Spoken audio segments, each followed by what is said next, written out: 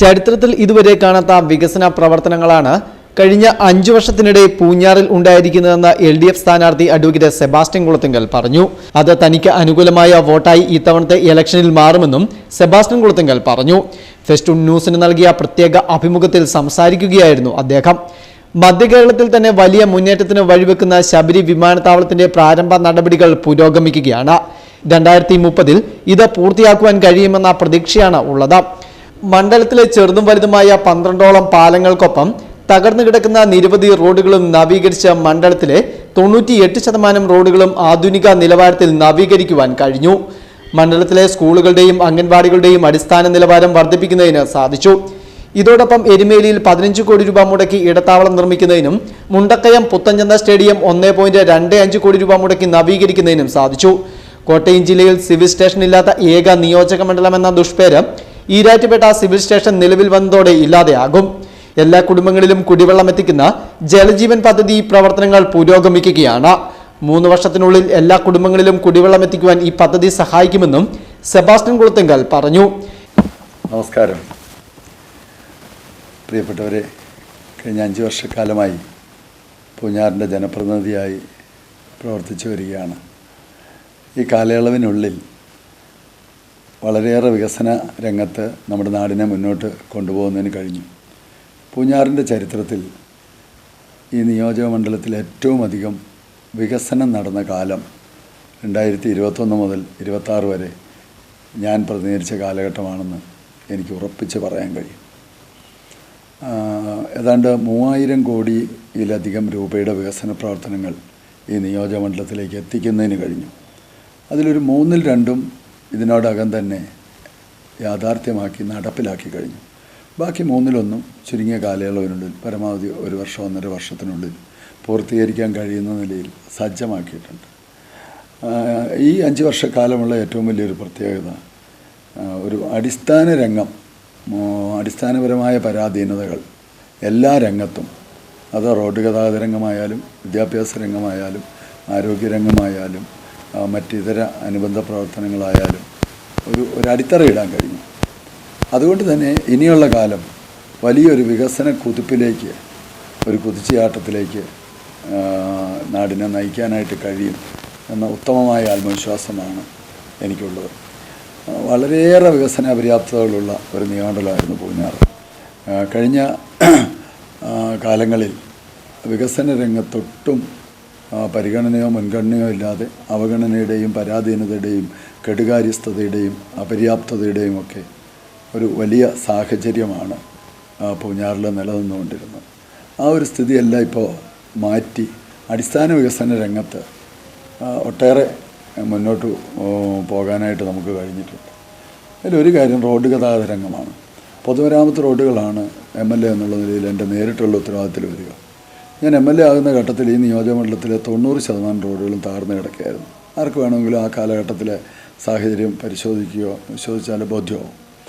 ഏതാണ്ട് 600 കിലോമീറ്ററോളം റോഡുണ്ട് ഈ നിയോജകമണ്ഡലത്തിൽ. ഇപ്പോൾ പ്രിയപ്പെട്ടവരെ, ഈ 5 വർഷം പിന്നിടുമ്പോൾ ഒരു 2-3 റോഡ് ഒഴികെ 98% PWD റോഡുകളും നല്ല നിലയിൽ ഗതാഗത യോഗ്യമാക്കിയിട്ടുണ്ട്. അതിൽ ഈരാറ്റുപേട്ട വാഗമൺ റോഡൊക്കെ ഉൾപ്പെടെ 15ഓളം റോഡുകൾ പുതുതായി BMBC ആയി. ഒപ്പം റോഡ് വികസന രംഗത്ത് ഏറ്റവും അഭിമാനിക്കാൻ കഴിയുന്നൊരു നേട്ടം മുണ്ടക്കയത്തു നിന്ന് വാഗമണിലേക്ക് പുതിയ റോഡ് ഉണ്ടാകുന്നു എന്നുള്ളതാണ്. നിലവിൽ വല്യാന്ത എന്ന് പറയുന്ന സ്ഥലം, എളങ്കാടിനപ്പുറം വല്യാന്ത വരെ റോഡുണ്ടായിരുന്നുള്ളൂ.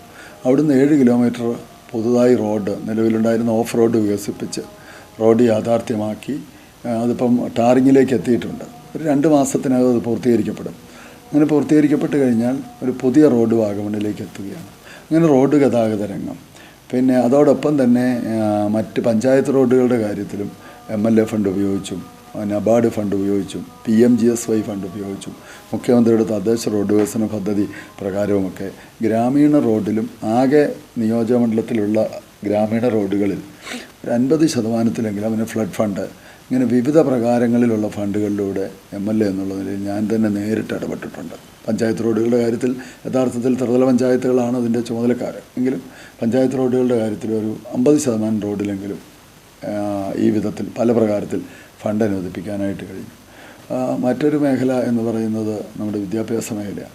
വിദ്യാഭ്യാസ മേഖലയിൽ നമ്മുടെ ഗവൺമെൻറ് സ്കൂളുകൾ അങ്ങേയറ്റം ശോച്യാവസ്ഥയിലായിരുന്നു.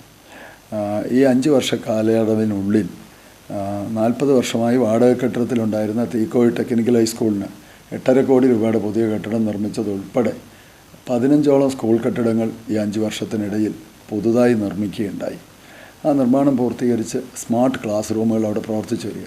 അതുപോലെ തന്നെ ഈ നിയോജകമണ്ഡലത്തിലെ എല്ലാ ഗവൺമെൻറ് സ്കൂളുകളിലും ചെറുതും വലുതുമായ വിവിധങ്ങളായ ധാരാളമായ പ്രവർത്തനങ്ങൾ നടത്തി എയ്ഡഡ് സ്കൂളുകൾക്കും വളരെയേറെ സഹായങ്ങൾ ചെയ്തു കൊടുത്തു. അങ്ങനെ വിദ്യാഭ്യാസ രംഗത്ത്, അടിസ്ഥാന സൗകര്യ രംഗത്ത് വളരെ മികച്ച മുന്നേറ്റം, മുമ്പുണ്ടായിരുന്നതിൻ്റെ ഒരു ഇരട്ടിയോളം എന്ന് വേണമെങ്കിൽ വിശേഷിപ്പിക്കാവുന്ന മുന്നേറ്റം വിദ്യാഭ്യാസ രംഗത്ത് കൈവരിച്ചു.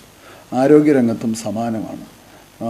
10 പഞ്ചായത്തുകളിലായി 10 ആശുപത്രി കെട്ടിടങ്ങൾ ഈ കാലയളവിനുള്ളിൽ നിർമ്മിക്കാനോ അല്ല നിർമ്മാണത്തിന് ഫണ്ട് അനുവദിക്കാനോ കഴിഞ്ഞിട്ടുണ്ട്.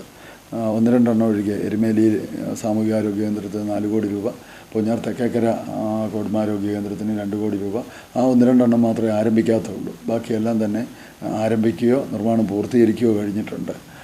അപ്പോൾ ആ നിലയിൽ ആശുപത്രി വികസന രംഗത്ത് കെട്ടിട സൗകര്യവും മികച്ച നിലയിൽ ആശുപത്രി പ്രവർത്തിക്കാൻ ആവശ്യമായ അടിസ്ഥാന സൗകര്യങ്ങൾ വളരെയേറെ മുന്നേറാനായിട്ട് 5 വർഷം മുമ്പുണ്ടായിരുന്നതിലും കഴിഞ്ഞിട്ടുണ്ട്. പിന്നെ പാലങ്ങളുടെ നിർമ്മാണ രംഗത്ത് ഇപ്പോൾ കുട്ടികൾ പ്രളയവുമായി ബന്ധപ്പെട്ട് ഒട്ടേറെ പാലങ്ങൾ ഒലിച്ചു പോയത് ഉൾപ്പെടെ പുനർനിർമ്മിച്ചത് 12 പുതിയ പാലങ്ങൾ ഈ നിയോജകമണ്ഡലത്തിൽ പുതുതായി നിർമ്മിക്കാൻ കഴിഞ്ഞു. ഈ 5 വർഷത്തിനിടയിൽ 12 പുതിയ പാലങ്ങൾ. അതിൽ ചില സ്ഥലത്തെയൊക്കെ തെടനാട് നാട്ടുകാരത്തിൽ കടവ്, പൂഞ്ഞാറിലെ വളതൂക്ക്, ഈ ഭാഗത്തൊക്കെ പാലങ്ങൾ വേണമെന്നുള്ളത് അവിടെ ജനവാസം തുടങ്ങിയ കാലം മുതലുള്ള ആവശ്യമായിരുന്നു. ഇതുവരെ സാക്ഷാത്കരിക്കാൻ കഴിയാതിരുന്നതാണ് ഇപ്പോൾ പുതുതായിട്ടുണ്ടാക്കിയത്. വേറെ ചിലത് ഇപ്പോൾ എന്തേർ മുക്കളം പാലം, എളങ്കാട് പാലമൊക്കെ തകർന്നതിന് പകരമുള്ളതാണ്. മുണ്ടക്കയത്തെ കീച്ചമ്പാറപ്പാലം, അതുപോലെ തന്നെ ഈരാറ്റുപേട്ട ചങ്ങാടക്കട വട്ടിയോട്ടപ്പാലം, അതൊക്കെ തകർന്നതിന് പകരം നിർമ്മിച്ചതാണ്. എന്നാൽ പുതുതായി നിർമ്മിച്ച ഒത്തിരി പാലങ്ങളുണ്ട്. ഇപ്പം ഞാൻ പറഞ്ഞത് കൂടാതെ തീക്കോയിലൊരു ചാത്തപ്പുഴ പാലം, ഈരാറ്റുപേട്ട എരപ്പാങ്കുഴി പാലം, ഇതൊക്കെ പുതുതായിട്ട് നിർമ്മിച്ചത്. പിന്നെ 12ഓളം പുതിയ പാലങ്ങൾ നിർമ്മിക്കാനായിട്ട് കഴിഞ്ഞു. പിന്നെ സ്റ്റേഡിയങ്ങൾ, ഞാൻ എൻ്റെ ഒരു കാഴ്ചപ്പാട് തന്നെ ഈ നിയോജകമണ്ഡലത്തിലെ 10 പഞ്ചായത്തുകളിലും മികച്ച ഒരു സ്റ്റേഡിയം വേണമെന്നുള്ളതാണ്. അതിനായിട്ട് ഇതിനോടകം തന്നെ മുണ്ടക്കയത്ത് പുത്തൻചന്ത സ്റ്റേഡിയം 1.25 കോടി രൂപ അനുവദിച്ച് അത് നല്ല നവീന സ്റ്റേഡിയമാക്കി നാടിന് സമർപ്പിച്ചു കഴിഞ്ഞു. 3 സ്റ്റേഡിയം വികസിപ്പിക്കാൻ പണം അനുവദിച്ച് ഭരണാനുമതി നേടിയിട്ടുണ്ട്. എരുമേലിയിലെ ചേനപ്പാടി മാടപ്പാട്ട് സ്റ്റേഡിയം, പൂഞ്ഞാറിലെ ചേന്നാട് പഞ്ചായത്ത് സ്റ്റേഡിയം, പാറത്തോട് പഞ്ചായത്തിലെ കൂവപ്പള്ളി പബ്ലിക് സ്റ്റേഡിയം, തടനാട് പഞ്ചായത്തിൽ പുതിയ സ്റ്റേഡിയം ഉണ്ടാക്കാനായിട്ട് ബഡ്ജറ്റ് പണം അനുവദിച്ചിട്ടുണ്ട്. അങ്ങനെ 5 പഞ്ചായത്തുകളിൽ സ്റ്റേഡിയം എന്ന സ്വപ്നം യാഥാർത്ഥ്യത്തിലേക്ക് എത്തിച്ചിട്ടുണ്ട്. ഇനി അവശേഷിക്കുന്ന 5 പഞ്ചായത്തുകളിലും അടുത്ത ടൈം വിജയിച്ച് ജനപ്രതിനിധിയാകാൻ കഴിഞ്ഞാൽ 5 പഞ്ചായത്തിലും, ഒരു മുനിസിപ്പാലിറ്റിയിലും 4 പഞ്ചായത്തിലും സ്റ്റേഡിയം ഉണ്ടാക്കുക എന്നുള്ളത് എൻ്റെ ഒരു ലക്ഷ്യമാണ്. അതുപോലെ നമ്മുടെ നിയോജകമണ്ഡലത്തിലെ ഒരു സമ്പൂർണ്ണ അംഗൻവാടി നിർമ്മാണ പദ്ധതി നടപ്പിലാക്കിക്കൊണ്ടിരിക്കുകയാണ്. അതിനുവേണ്ടി 10 കോടി രൂപ സംസ്ഥാന ബഡ്ജറ്റിലൂടെ അനുവദിച്ച ഭരണാനുമതി നേടി. അതുപോലെ തന്നെ അതിനനുബന്ധമായി മഹാത്മാഗാന്ധി ദേശീയ ഗ്രാമീണ തൊഴിലുറപ്പ് പദ്ധതിയിൽ നിന്നുള്ള ഫണ്ട്, പിന്നെ സംസ്ഥാന വനിതാ ശിശുവികസന വകുപ്പിൻ്റെ ഫണ്ട്, ത്രിതല പഞ്ചായത്തുകളുടെ ഫണ്ട് ഒക്കെ ഉപയോഗിച്ചുകൊണ്ട് ഈ നിയോജകമണ്ഡലത്തിൽ 77 അംഗൻവാടികൾക്കാണ് സ്വന്തമായി കെട്ടിടമില്ലാത്തത്. ആകെ 258 അംഗൻവാടിയാണ് ഉള്ളത്. ആ 77 എണ്ണത്തിനും കെട്ടിടം നിർമ്മിക്കാനുള്ള ഒരു സമ്പൂർണ്ണ അംഗൻവാടി കെട്ടിട നിർമ്മാണ പദ്ധതി മുന്നോട്ട്, അത് ചുരുക്കം ചിലത് തുടങ്ങാൻ കഴിഞ്ഞിട്ടുള്ളൂ. അത് ഇടയ്ക്ക് ദേശീയ ഗ്രാമീണ തൊഴിലുറപ്പ് പദ്ധതിയിൽ കേന്ദ്രം ചില ഭേദഗതികൾ വരുത്തി അതിന് തുക നൽകാതിരിക്കുകയൊക്കെ ചെയ്തപ്പോൾ ഇതിന് വകയിരുത്തിയ ഫണ്ടിനകത്ത് ചിലവ് കുറവ് വരികയും ആ ഘടകങ്ങൾ കൂട്ടി യോജിപ്പിക്കുന്നതിൽ ചില സാങ്കേതിക പ്രശ്നം വന്നുകൊണ്ടാണ് നിയമപരമായിട്ടുള്ള തടസ്സങ്ങൾ. അതിപ്പോൾ പരിഹരിച്ചിട്ടുണ്ട്. ഇലക്ഷൻ കഴിഞ്ഞാൽ അത് പൂർണ്ണ തോതിൽ ആരംഭിക്കാൻ കഴിയും. അപ്പോൾ അങ്ങനെ ഒരു സമ്പൂർണ്ണ അംഗൻവാടി നിർമ്മാണ പദ്ധതി നടപ്പിലാക്കാനായിട്ട് സജ്ജമാക്കി കഴിഞ്ഞിട്ടുണ്ട്. പിന്നെ നമ്മുടെ നിയോജകമണ്ഡലം അഭിമുഖീകരിക്കുന്ന മറ്റൊരു പ്രധാന പ്രശ്നം വന്യമൃഗശല്യമാണ്. അതിനകത്ത് എനിക്ക് അഭിമാനത്തോടെ പറയാൻ കഴിയും, പൂഞ്ഞാർ നിയോജകമണ്ഡലത്തിൻ്റെ 30 കിലോമീറ്റർ വനമേഖല ഏതാണ്ട് പൂർണ്ണമായിട്ടും ഫെൻസിങ്, കിടങ്ങ് തുടങ്ങിയ പ്രതിരോധ സംവിധാനങ്ങൾ, നമ്മളിപ്പോഴത്തെ സാഹചര്യത്തിൽ വന്യമൃഗങ്ങൾ കടക്കാതിരിക്കാൻ പ്രതിരോധം, സുരക്ഷാ സംവിധാനങ്ങൾ ഒരുക്കുക മാത്രമാണ് നമ്മുടെ മുമ്പിൽ നിയമപരമായിട്ട് നമുക്ക് ചെയ്യാൻ കഴിയുന്ന ഏക കാര്യം. 7,34,00,000 രൂപ അനുവദിച്ച് ആ പ്രതിരോധ സംവിധാനങ്ങൾ നമുക്ക് ഒരുക്കാനായിട്ട് കഴിഞ്ഞിട്ടുണ്ട്. അങ്ങനെ വനമേഖല ഒരു പരിധി വരെയെങ്കിലും സുരക്ഷിതമാക്കാനായിട്ട് കഴിഞ്ഞിട്ടുണ്ട്. പിന്നെയുള്ള ഒരു പ്രധാന പ്രശ്നം പട്ടയ പ്രശ്നമാണ്. ഏഞ്ചൽ വാലി, പമ്പാവാലി അടക്കം 75 വർഷമായി പട്ടയം കിട്ടാതിരുന്ന സ്ഥലമാണ്. ആ സ്ഥലത്ത് ഈ 75 കൊല്ലത്തെ കാത്തിരിപ്പിനുള്ളിൽ അന്ന് മുതൽ ജനങ്ങൾ പ്രക്ഷോഭവും ജനങ്ങൾ നിരന്തരം ഉറവിളി ഉയർത്തിയിരുന്നതാണ്. ആ പട്ടയം യാഥാർത്ഥ്യമാക്കാനായിട്ട് കഴിഞ്ഞു. അതോടൊപ്പം പുഞ്ചവയൽ കേന്ദ്രീകരിച്ചുള്ള മുണ്ടക്കയം, കോരുത്തോട്, എരുമേലി പഞ്ചായത്തുകളിൽ ഹിൽമൻ സെറ്റിൽമെൻറ്റിലെ പട്ടയത്തിന് വേണ്ടി സ്പെഷ്യൽ ആപ്പീസ് സ്ഥാപിച്ചു കഴിഞ്ഞു. മുണ്ടക്കയത്ത് സ്ഥാപിച്ചിട്ട് 1 വർഷത്തോളമായി. അതിൻ്റെ പ്രവർത്തനം ഇടയ്ക്ക് ചില നിയമപ്രശ്നങ്ങൾ ചില ആളുകൾ ഉയർത്തിക്കൊണ്ടുവന്ന് അട്ടിമറിക്കാനുള്ള ശ്രമം നടത്തിക്കൊണ്ട് അല്പം ഒരു സങ്കീർണത വന്നുവെങ്കിലും ഇപ്പോൾ അതെല്ലാം പരിഹരിച്ചിട്ടുണ്ട്. അതിൻ്റെ നടപടികളും മുന്നോട്ടാണ്. സമീപ നാളിൽ തന്നെ ആ ഹിൽമൻ സെറ്റിൽമെൻറ്റിൽപ്പെട്ട മുഴുവൻ പേർക്കും ഏതാണ്ട് 10,000-നടുത്ത് പട്ടയാപേക്ഷകളുണ്ട്. അവർക്ക് മുഴുവൻ പട്ടയം കൊടുക്കാൻ കഴിയും. അതിനുള്ള നടപടിക്രമങ്ങൾ അതിൻ്റെ അന്തിമഘട്ടത്തിൽ മുന്നോട്ട് പോയിക്കൊണ്ടിരിക്കുകയാണ്.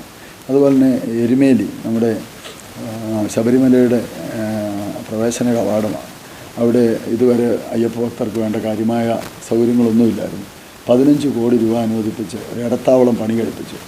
1000 പേർക്ക് ഒരേ സമയം അന്നദാനം നടത്താനുള്ള സൗകര്യം, അതുപോലെ 450-500 പേർക്ക് വിരിവെക്കാനുള്ള സൗകര്യം, അതുപോലെ തന്നെ കോൺഫറൻസ് ഹാളുകൾ, ഗസ്റ്റ് റൂമുകൾ, അങ്ങനെ ഇടത്താവളം പൂർത്തീകരിച്ച് ബഹുമാനപ്പെട്ട മന്ത്രി വി.എൻ. വാസവൻ ഉദ്ഘാടനം ചെയ്തിട്ട് 1 മാസത്തിൽ താഴെയായുള്ളൂ.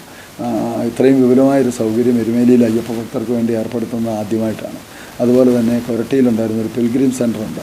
അത് ജീർണാവസ്ഥ മൂലം ഒരയ്യപ്പ ഭക്തർക്കും അങ്ങോട്ട് പോകാൻ അവിടുത്തെ ഒരു സൗകര്യം ഉപയോഗിക്കാൻ കഴിയുമായിരുന്നില്ല. അപ്പോൾ 2 ഘട്ടമായിട്ട് 2,65,00,000 രൂപ അനുവദിച്ച് ആ പിൽഗ്രിം സെൻ്റർ ഉപയോഗപ്രദമാക്കിയിട്ടുണ്ട്. ഇതുകൂടാതെ 10 കോടി രൂപ എരുമേലി മാസ്റ്റർ പ്ലാനിന് അനുവദിച്ചിട്ടുണ്ട്. അതും ടെൻഡറിലേക്ക് എത്തുകയാണ്.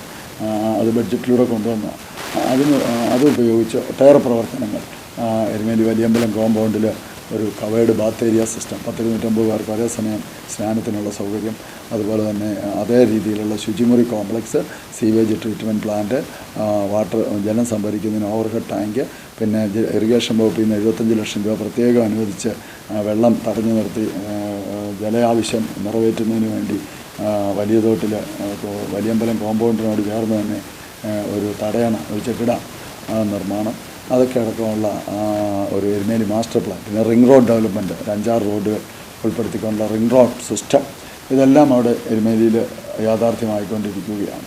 അപ്പോൾ ഈ നിലയിലെല്ലാമുള്ള പിന്നെ മറ്റൊട്ടേറെ വികസന കാര്യങ്ങൾ യാഥാർത്ഥ്യമാക്കാനായിട്ടുണ്ട് മുന്നോട്ട് പോകുന്നു. പിന്നെ ഭാവിയിലേക്കുള്ള കാര്യങ്ങളാണെങ്കിൽ ഏറ്റവും പ്രധാനപ്പെട്ട കാര്യം എരുമേലി ഇൻ്റർനാഷണൽ എയർപോർട്ട് യാഥാർത്ഥ്യമാക്കുക എന്നുള്ളതാണ്. അപ്പോൾ അതിനുവേണ്ടി സ്പെഷ്യൽ ആഫീസ് സ്ഥാപിച്ചിട്ടുണ്ട്. അതുപോലെ തന്നെ സ്പെഷ്യൽ ഓഫീസറെ നിയമിച്ചിട്ടുണ്ട്. അതിൻ്റെ നടപടികൾ നടന്നു വരികയാണ്. മറ്റ് തടസ്സങ്ങളൊന്നും ഉണ്ടായില്ലെങ്കിൽ 2030-നകം എയർപോർട്ട് നിർമ്മാണം പൂർത്തീകരിക്കാൻ കഴിയുമെന്നാണ് പ്രതീക്ഷിക്കുന്നത്. അതിൻ്റെ പ്രാഥമിക കാര്യങ്ങളായി മുന്നോട്ട് പോവുകയാണ്. അതുപോലെ തന്നെ ശബരി റെയിൽവേ അതിന് സ്ഥലമേറ്റെടുപ്പിനുള്ള വിജ്ഞാപനമായി ഏറ്റെടുക്കേണ്ട സ്ഥലങ്ങൾ ഐഡൻറ്റിഫൈ ചെയ്ത് ഡിമാർക്കേറ്റ് ചെയ്തു. അപ്പോൾ അതുമായി ബന്ധപ്പെട്ട കാര്യങ്ങൾ മുന്നോട്ട് പോവുകയാണ്. അതുപോലെ തന്നെ നമ്മുടെ ജലജീവൻ മിഷൻ പദ്ധതി, ആ പദ്ധതിക്കാണ് ഈ 3,000 കോടി രൂപയിൽ 2,250 കോടിയും അനുവദിച്ചിട്ടുള്ളത്. പക്ഷേ അതിൻ്റെ നിർമ്മാണ പുരോഗതി ഒരു 50% ആയിട്ടുള്ളൂ, 50-60% ആയിട്ടുള്ളൂ. ബാക്കി ഒരു 50% കൂടെ 1.5 വർഷത്തിനകം പൂർത്തീകരിക്കണമെന്നാണ് ലക്ഷ്യമിടുന്നത്.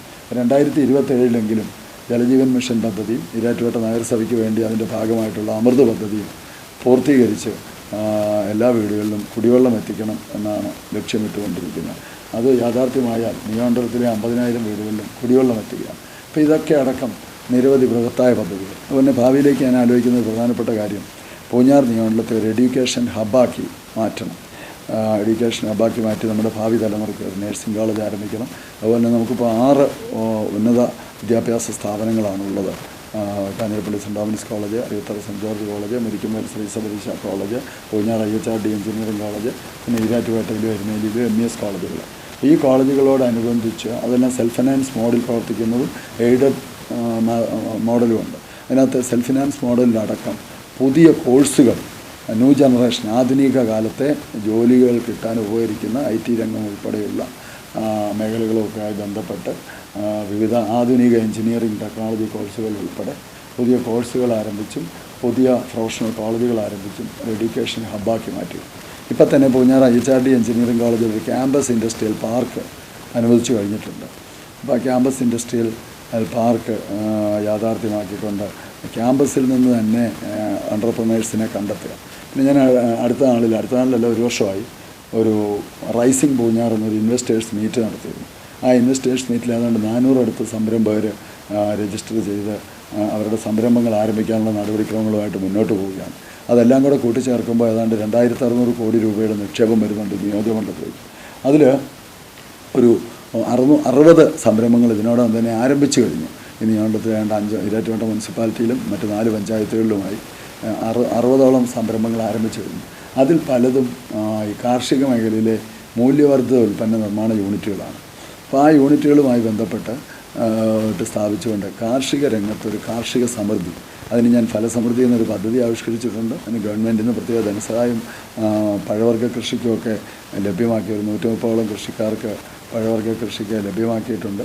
അപ്പോൾ അതെല്ലാം ഉള്ള നിലയിലുള്ള വിവിധ പ്രവർത്തനങ്ങൾ നടത്തിക്കൊണ്ടാണ് മുന്നോട്ട് പോകുന്നത്. അപ്പോൾ ഭാവിയിൽ കാർഷിക മേഖലയിലെ ഒരു പുരോഗതി എഡ്യൂക്കേഷൻ ഹബ്ബാക്കി മാറ്റുക, മലങ്കര ജലജീവൻ മിഷൻ കുടിവെള്ള പദ്ധതി പൂർത്തീകരിക്കുക, എരുമേലി എയർപോർട്ടും ശബരി റെയിലും യാഥാർത്ഥ്യമാക്കുക, അതുപോലെ തന്നെ പട്ടയ പ്രശ്നങ്ങൾ ശാശ്വതമായിട്ട് പരിഹരിക്കുക, പിന്നെ എല്ലാ വീട്ടിലും കുടിവെള്ളം എത്തിക്കുക, അവശേഷിക്കുന്ന റോഡുകളും കൂടി BMBC നിലവാരത്തിലേക്ക് ഉയർത്തുക, പിന്നെ ജീവകാരുണ്യ പ്രവർത്തന രംഗത്ത് കുറേ കൂടെ കാര്യങ്ങൾ ചെയ്യുക. ഞാൻ ഉദ്ദേശിക്കുന്ന ഒരു പദ്ധതി നമ്മുടെ പല കുടുംബത്തിൻ്റെ നെടുന്തൂണുകളായ കുടുംബനാഥന്മാർ പലപ്പോഴും അകാലത്തിൽ മരണപ്പെടുമ്പോൾ നമ്മുടെ കുടുംബങ്ങൾ പലതും അനാഥമാകുന്നൊരു സ്ഥിതിയുണ്ട്. പറക്കമുറ്റാത്ത കുഞ്ഞുങ്ങളെയും കൊണ്ട് അമ്മമാർ വിഷമിക്കുന്ന സ്ഥിതി ചെറുപ്പക്കാരായ യുവതികളായ വിധവകൾ നേരിടുന്ന ദുർവിധി പലപ്പോഴും കണ്ടിട്ടുണ്ട്. അപ്പോൾ അത്തരം സാഹചര്യങ്ങളിൽ അവരെ സഹായിക്കാൻ സാന്ത്വനം എന്നൊരു MLA സർവീസ് ആർമിയുടെ നേതൃത്വത്തിൽ സാന്ത്വനം എന്നൊരു പദ്ധതി ആവിഷ്കരിക്കാൻ നിശ്ചയിച്ചിട്ടുണ്ട്. ഇപ്പം തന്നെ ഫ്യൂച്ചർ സ്റ്റാർസ് എഡ്യൂക്കേഷൻ പ്രോജക്റ്റ് വിദ്യാഭ്യാസ രംഗത്ത് പാവപ്പെട്ട കിടപ്പ് രോഗികൾക്ക് ധനസഹായം നൽകാൻ കാരുണ്യ സ്പർശം പദ്ധതി, അതുപോലെ തന്നെ കാരുണ്യ ഭവന നിർമ്മാണ പദ്ധതി, കുട്ടിക്കിലെ പ്രളയ ദുരിതം ബാധിതർക്ക് 11 വീട് ഉൾപ്പെടെ 15 വീടുകൾ ഇതിനോടകം കാരുണ്യ ഭവന നിർമ്മാണ പദ്ധതിയിൽ വെച്ച് കൊടുത്തു കഴിഞ്ഞു. ഇനിയും 10 വീടുകളുടെ നിർമ്മാണം നടന്നു വരികയാണ്. അപ്പോൾ അങ്ങനെ 25 വീടാകും. ആ കൂട്ടത്തിൽ മറ്റ് ഒട്ടേറെ പദ്ധതികൾ, കൈത്താങ് എന്ന് പറഞ്ഞൊരു പദ്ധതിയുണ്ട്. ആ കൂടെയാണ് ഈ സാന്ത്വനം പൂഞ്ഞാർ പദ്ധതി ആലോചനയിലുണ്ട്. അങ്ങനെ വികസന രംഗത്ത് അതുപോലെ തന്നെ ജീവകാരുണ്യ പ്രവർത്തന രംഗത്തൊക്കെ ഒട്ടേറെ ലക്ഷ്യങ്ങൾ മുൻനിർത്തിയാണ് ഈ തെരഞ്ഞെടുപ്പിൽ മത്സരിക്കുന്നത്. അതുകൊണ്ട് തന്നെ ഈ തെരഞ്ഞെടുപ്പിൽ ഈ നാട്ടിലെ ഓരോരുത്തരുടെയും മനസാക്ഷിയുടെ അംഗീകാരം എനിക്കുണ്ടാവണമെന്ന് ഞാൻ അഭ്യർത്ഥിക്കുകയാണ്. കഴിഞ്ഞ 5 വർഷക്കാലവും ഈ നാടിനു വേണ്ടി ജീവിക്കുകയായിരുന്നു. ഈ നാട്ടിലെ ഓരോരുത്തരുടെയും സുഖദുഃഖങ്ങളിൽ പങ്കുചേർന്നുകൊണ്ട് ഈ നാട്ടിലെ മുഴുവൻ വികസന കാര്യങ്ങളിലും സജീവമായി ഇടപെട്ടുകൊണ്ട് വികസന രംഗത്ത് വലിയ മുന്നേറ്റം കൈവരിച്ചുകൊണ്ട്, അതായത് ഞാൻ പലയിടത്തും പറയുന്നത് ഇതാണ്, ഈ കഴിഞ്ഞ 5 വർഷക്കാലം വികസന രംഗത്തൊരു നിലവൊരുക്കലും വിത്തുവിതയ്ക്കലുമാണ് നടന്നത്. വരാൻ പോകുന്ന 5 വർഷം വികസന വിപ്ലവത്തിൻ്റെ അല്ലെങ്കിൽ വികസന മഹോത്സവത്തിൻ്റെ ഒരു വിളവെടുപ്പ് ഉത്സവം നമുക്ക് യാഥാർത്ഥ്യമാക്കാൻ കഴിയും. കാരണം എയർപോർട്ട് അടക്കമുള്ള വലിയ ലക്ഷ്യങ്ങളാണ്. അതുപോലെ തന്നെ ഈരാറ്റുപേട്ടയിലെ മുണ്ടക്കയത്തെ മിനി സിവിൽ സ്റ്റേഷൻ, പൂഞ്ഞാർ നിയോജകമണ്ഡലമായിരുന്നു മിനി സിവിൽ സ്റ്റേഷൻ ഇല്ലാത്ത കേരളത്തിലെ ഏക നിയോജകമണ്ഡലം. ആ കേരളത്തിലെ ആണെന്ന് എനിക്ക് വ്യക്തതയില്ല, കോട്ടയം ജില്ലയിലെ ഏക നിയോജകമണ്ഡലം. അതിനൊരു അറുതി വരുത്തിക്കൊണ്ട്, ആ ഒരു ദുർഗതിക്ക് അറുതി വരുത്തിക്കൊണ്ട് ഈരാറ്റുപേട്ടയിലും മുണ്ടക്കയത്തും മിനി സിവിൽ സ്റ്റേഷനുകൾ യാഥാർത്ഥ്യമാവുകയാണ്. അത് നിർമ്മാണ സജ്ജമായി കഴിഞ്ഞു. അപ്പം അങ്ങനെയൊക്കെ ഒട്ടേറെ കാര്യങ്ങൾ. അതുപോലെ തന്നെ നമ്മുടെ സർക്കാർ കെട്ടിടങ്ങളെല്ലാം സ്വന്തം കെട്ടിടത്തിലേക്ക് ആയിത്തീരുക, ഇതടക്കമുള്ള ഒത്തിരി ലക്ഷ്യങ്ങൾ മുൻനിർത്തിയാണ് പ്രവർത്തിക്കുന്നത്. ആ ലക്ഷ്യങ്ങളൊക്കെ സാക്ഷാത്കരിക്കാൻ, യാഥാർത്ഥ്യമാക്കാൻ ജനങ്ങളുടെ അംഗീകാരം ആവശ്യമാണ്. അതുകൊണ്ട് ഈ തെരഞ്ഞെടുപ്പിൽ വലിയ ഭൂരിപക്ഷത്തോടെ, കഴിഞ്ഞ വർഷം ലഭിച്ചതിലും മികച്ച ഭൂരിപക്ഷത്തോടെ ജനപ്രതിനിധിയായി തിരഞ്ഞെടുക്കാൻ, പൂഞ്ഞാറിൻ്റെ MLA ആയി തിരഞ്ഞെടുക്കാൻ ഓരോരുത്തരോടും ഹൃദയപൂർവ്വം അഭ്യർത്ഥിക്കുകയാണ്. നന്ദി, നമസ്കാരം. ഇത്തരത്തിൽ നിരവധി പദ്ധതികളാണ് മണ്ഡലത്തിൽ നടപ്പിലാക്കുന്നത്. ഇപ്പോൾ നടപ്പിലാക്കിക്കൊണ്ടിരിക്കുന്ന നിരവധി പദ്ധതികളുടെ തുടർച്ചയ്ക്കും പുതിയ നിരവധി പദ്ധതികൾ യാഥാർത്ഥ്യമാക്കുന്നതിനും തുടർഭരണം അനിവാര്യമാണെന്നും സെബാസ്റ്റ്യൻ കുളത്തിങ്കൽ പറയുന്നു. Festoon news, Mundakayam.